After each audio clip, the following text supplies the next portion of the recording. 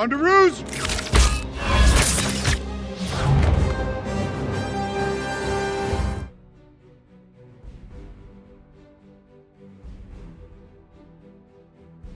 Number 10. Red Skull's survival.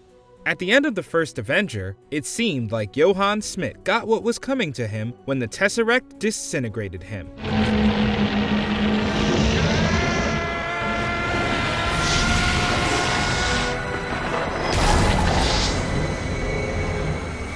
However, fans weren't convinced they'd seen the last of the Red Skull. When the Tesseract, aka the Space Stone, was shown to be able to teleport people and open portals, that was all the evidence they needed.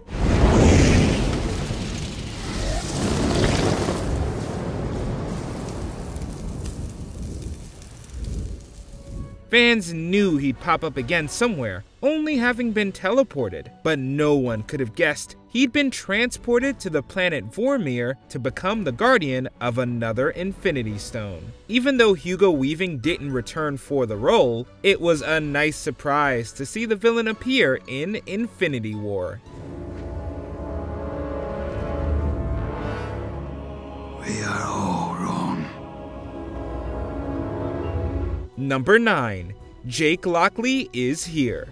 The MCU has made several changes when it comes to character history. In Moon Knight, we saw Stephen Grant discover he has an alternate personality to Mark Spector. While casual viewers enjoyed watching the dynamic between two Oscar Isaacs, comic readers knew the character was one personality short. Oh God. Stephen, what did you do? I swear it wasn't me. Then who was it? When the show began airing, it seemed like Marvel was only going to include the two until hints towards the third started rolling in. It became a game to theorize which moments Jake could have had control over. Episode 4's Asylum twist offered the biggest clue. A second sarcophagus made it all but clear there was a third personality. Jake Lockley's existence was finally confirmed in the finale's mid-credits scene. Hoy te toca perder. Wait. Number 8. Hulk in the Hulkbuster.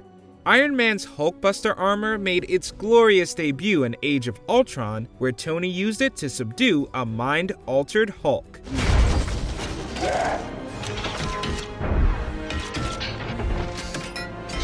Among the many hype-inducing shots from Infinity War's first trailer, fans were delighted to see the armor make a return. Then began the theorizing. It didn't seem likely Tony would need it for the Hulk again, considering Bruce's arc in Thor Ragnarok. While several characters were guessed to be the operator, most evidence pointed towards Hulk himself. This included an earlier shot in the trailer showing Bruce next to one of the suit's arms. When Infinity War released, the theory was proven true. Oh, this is amazing, man! It's like being the Hulk, not actually. Although, he only needed it because his alter ego refused to come out. You guys are so screwed now! Number 7. King Thor. When Thor debuted in the MCU, he craved the chance to one day be king of Asgard.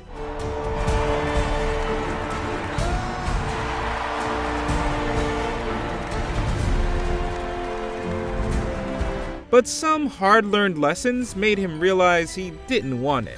Father, I cannot be king of Asgard. I will protect Asgard and all the realms with my last and every breath, but I cannot do so from that chair. As Ragnarok approached, some fans theorized that he'd be forced onto the throne with the passing of his father, Odin. Ragnarok is an important event in Norse myth, detailing the destruction of Asgard and the death of Odin, among many other deities. Plus, with the goddess of death, Hela, as the villain, it seemed like a safe bet.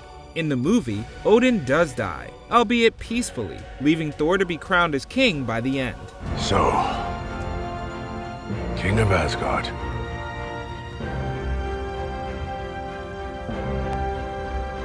However, he'd soon give up the crown to Valkyrie, who'd rule over New Asgard. But people need a king. No, they already have one. That's funny. Number 6. Peter Parker's first appearance. One of the most widespread MCU fan theories stated that Peter Parker had been in the MCU far longer than we were told. Hey, buddy. This is Larry. Hey, the Oracle of Oracle. What a pleasure. Nice to see you. During the climax of Iron Man 2, Tony swoops down to save a kid from a hammer drone.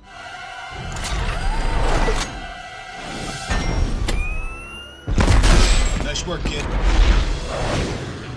Though he's wearing a mask, the theory that this boy is actually Peter got a lot of love from fans. It made sense too. The Stark Expo was held in Queens, Peter's hometown, and the boy's age matched how old Peter would have been around that time. Is it for me? Happy, wait. This is insane.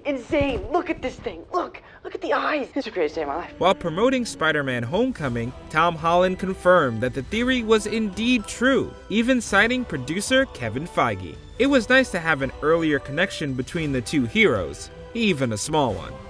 You know what, we should make an alibi video for your aunt anyway. You ready? An alibi? Rolling? Sure. Yeah, get the frame. Hey, May. How you doing? What are you wearing? Something skimpy, I hope. Number 5. Planet Hulk. At the end of Age of Ultron, Hulk flew off in a Quinjet, leaving his teammates behind. So help me out. I need you.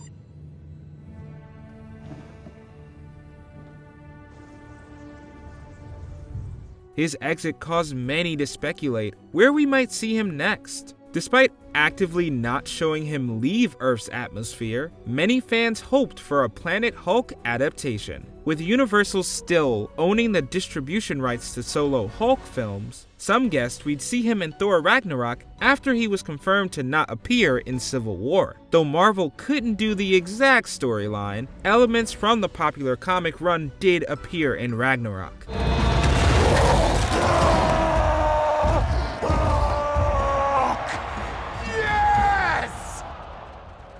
These include the planet Sakaar and Hulk as a gladiator, though most of his storyline was completely different.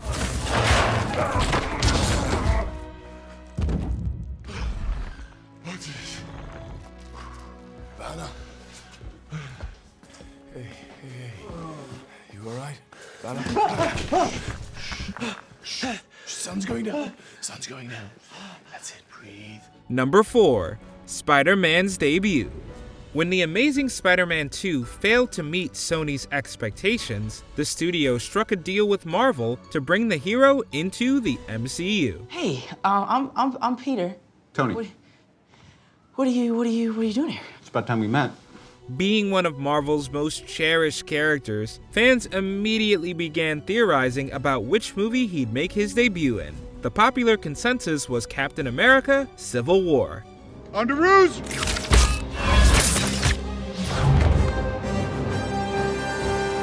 However, some even theorized about this before Sony and Marvel's deal, simply based on how big of a role he played in the original comic. Although Civil War released less than a year after Tom Holland's official casting, that's exactly where he debuted. Captain?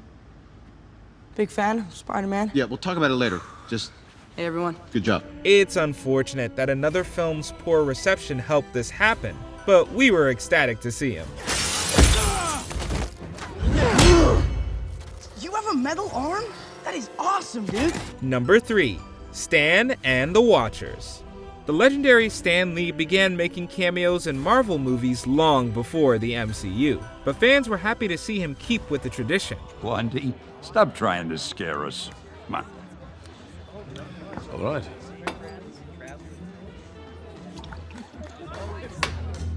Excelsior.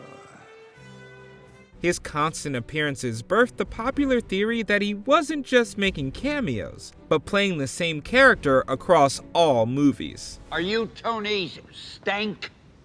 Yes, this is Tony Stank. You're in the right place. Thank you for that.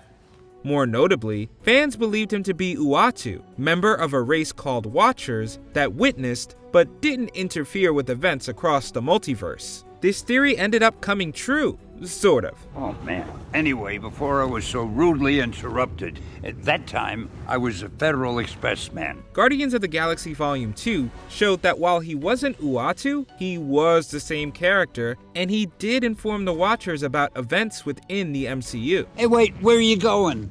Hey, you were supposed to be my lift home. How will I get out of here? Hey, gee, I've got so many more stories to tell. Guys, oh, gee. The actual Uatu wouldn't appear until the Disney Plus series, What If? Please, fix this. The same way you fixed Christine. I was wrong. You were warned. Number 2. Cap picking up the hammer.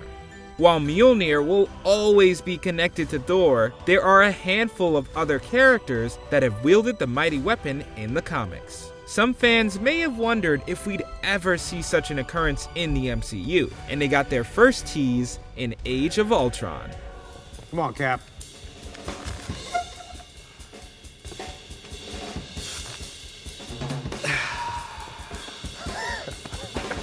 Nothing. While celebrating a victory, the Avengers tested if any of them could pick it up. Cap producing a small budge led many to believe he'd one day wield it.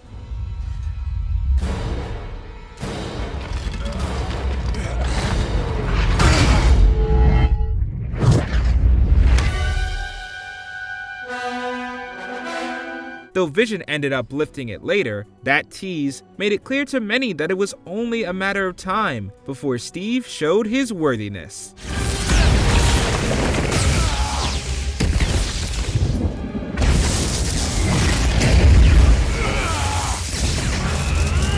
In one of the franchise's most cheer-worthy moments, Cap made all our wishes come true in Endgame. No, give me that. You have the little one. Number 1. The Quantum Realm. First introduced in Ant-Man, the Quantum Realm played a much bigger role than many may have initially guessed. Everything that you know. And love. When Scott Lang entered the extremely small universe, many fans correctly guessed this would lead to the eventual rescue of Janet Van Dyne. That came to be in its sequel, Ant-Man and the Wasp. But the theorizing about the importance of the Quantum Realm didn't stop there. Following her rescue, Janet made mention of the Quantum Realm's time capabilities. Also, make sure you stay out of the tardigrade fields. They're cute, but they'll eat you.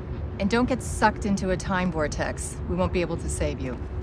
So when Thanos snapped out half of existence, fans then guessed that the Quantum Realm would be used for time travel to undo his actions. When Endgame released, those fans were proven right. I was in a place called the Quantum Realm. And the Quantum Realm is like its own microscopic universe. To get in there, you have to be incredibly small. Did you enjoy this video? Check out these other clips from WatchMojo, and be sure to subscribe and ring the bell to be notified about our latest videos.